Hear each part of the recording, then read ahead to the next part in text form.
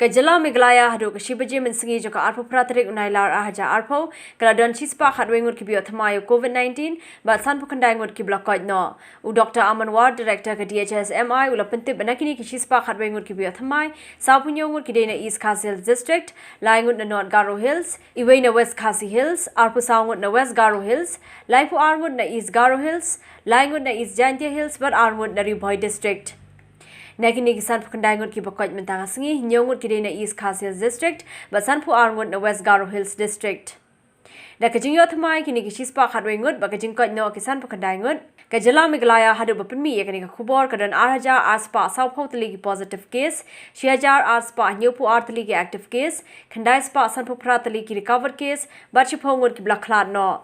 Nakini Shiajar Aspa, Nyopu Artali active case, Ka East Khasi Hills District, Kadan Praspa Prapusantali, Hakaba Aspa Prapusangut Kirinaka Armed Force but Paramilitary Force, Bandru Spa Iway, Nakirio Paitba, Ka West Khasi Hills District, Kadan South Soutali active case, Riboy District, Nyopo. Hakaba Nyongut Kidena ka Armed Force but Paramilitary Force Bandre Pulangut Kiru Paitba.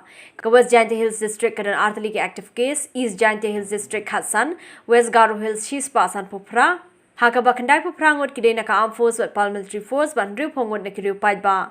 Ka South West Garo Hills District kadan Lightly ke active case, South Garo Hills District Khatway, but Baro Khatway ngut Kidena ka Armed Force but Paramilitary Force. Ka East Garo Hills District kadan New Poitali ke active case, but ka North Garo Hills District kadan Khatlaitali ke active case. Cases ki batamai HADUH mentakasi kilong Shispa Khatway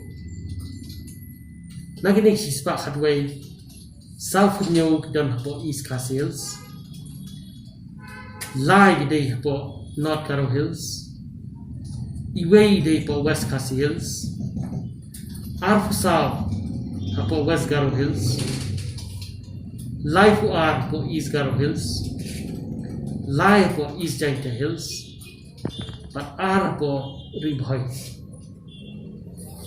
The active case, Kibangidon HADUH Mentakasi Bilong, Shihaja, Aspa, Nyokua. Panagini Shihaja, Aspa, Nyokua, Praspa, Prapusan, Kidon for East Khasi Hills. Pada kini Praspa Prapusan, Aspa Prapusau within the Armed Forces, Paramilitary Forces, but Kiway Gilong, Bruspa, Iway.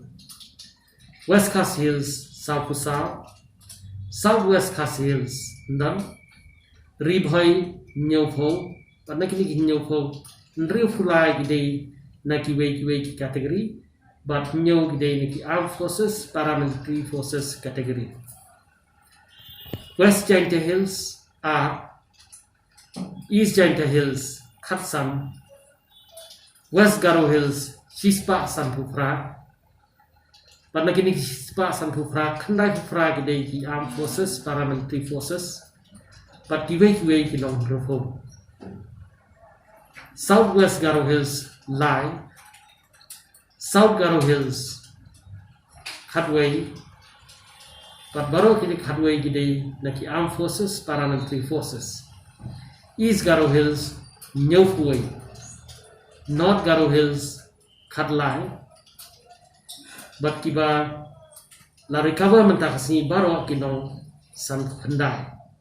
Nyaw na po East Khasi Hills, but Sanpu are na West Garo Hills.